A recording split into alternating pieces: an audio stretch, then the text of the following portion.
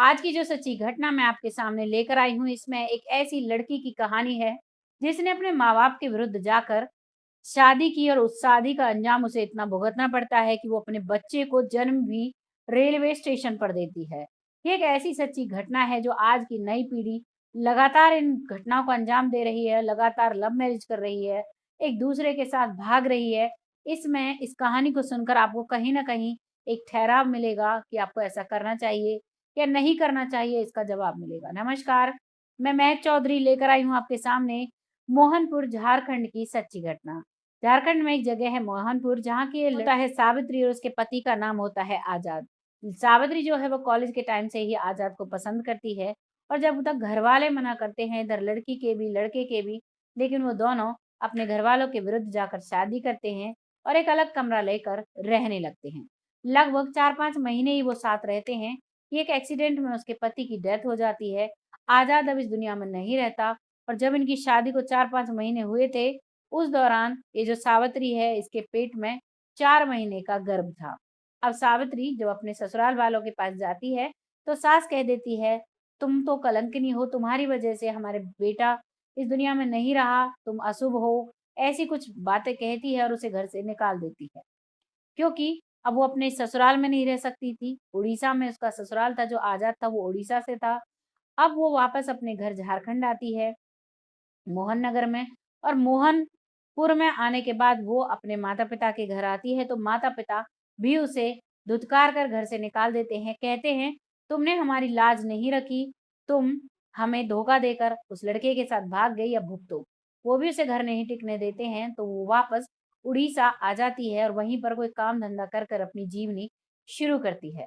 लगातार इन काम-धंधों को करने के बाद उसे 5 महीने हो जाते हैं।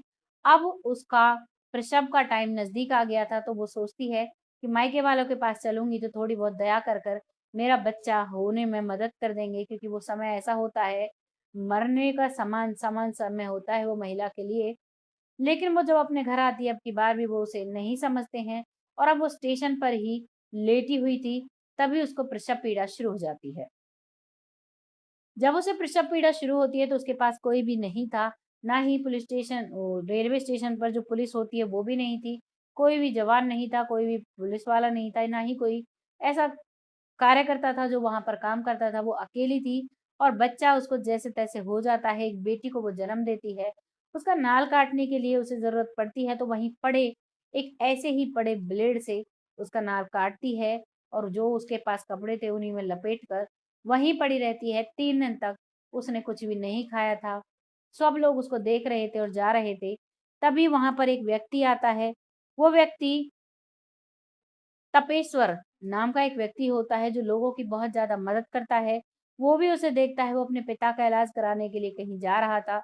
लेकिन जैसे ही उसे देखता है, उससे बात करता है, तभी वो कहती है कि भैया 3 दिन हो गए मुझे यहाँ पड़े-पड़े, किसी ने मुझसे मेरा हाल नहीं पूछा। तुम एक ऐसे व्यक्ति आए हो जिसने मेरा हाल-चाल पूछा। तभी वो कहता है कि बहन तुम चिंता मत करो। वो उसे ले जाकर पहले हॉस्पिटल लेकर जाता है, उसके बच्चे का और उसका ट्रीटमेंट कराता है और उसके बाद वहाँ की जो संस्थाएँ हैं उनसे कॉन्टैक्ट कर कर उसकी ज़िम्मेदारी उनको देता है। ये थी सच्ची कहानी सावित्री की, जिसने अपने माता-पिता का सम्मान नहीं रखा, माता-पिता की मर्ज़ी से शादी नहीं की, माता-पिता की मर्ज़ी से नहीं चली, जिसका उसे ऐसे भुगतान करना पड़ा। इस कहानी को लाने का बस यही उद्देश्य था कि आप लोग इससे कुछ सीख लें कि जीवन में कोई भी फ़ैसला ऐसा ना लें कि कभी बुरे वक़्त में आपके सामने कोई खड़ा ना मिले उस फ़ैसले की वज़ह से। वीडियो अगर ज़रा भी अच्छी लगी है तो एक लाइक और एक कमेंट ज़रूर कीजिएगा। अपनी राय भी लिखिएगा, साथ-साथ फॉलो भी कीजिएगा, सब्सक्राइब भी कीजिएगा। बहुत जल्द फिर आती हूँ ऐसी एक सच्ची घटना के साथ, तब तक के लिए जय हिंद, जय भारत।